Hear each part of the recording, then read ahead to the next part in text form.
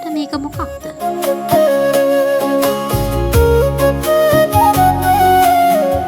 අවුරුද්ද කියන්නේ හොලිඩේ එකක් විතරද? කෑම, ෆන්, ගේම් විතරද?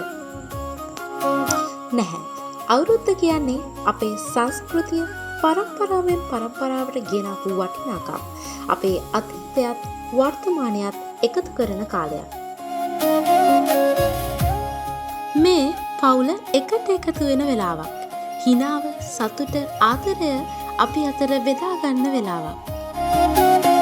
අවුරුද්ද කියන්නේ සිනහවෙන් පිරුණු මතක, යහළුවන් සමග ගත කරන සොඳුරු මොහොතවල් අමතක නොවන දවසක්. හරි. දැන් තේරෙනවා අවුරුද්ද කියන්නේ අපිව එකට බැඳෙන හැඟීමක්. අතීතයේ වටිනාකම් සමග වර්තමානයේ සතුට එක් කරමින් අනාගතයට බලාපොරොත්තු රැගෙන යන මේ අවුරුද්දේ ඔබ සැමට සාමය සතුට පිරි සුබම සුබ අලුත් අවුරුද්දක් වේවා.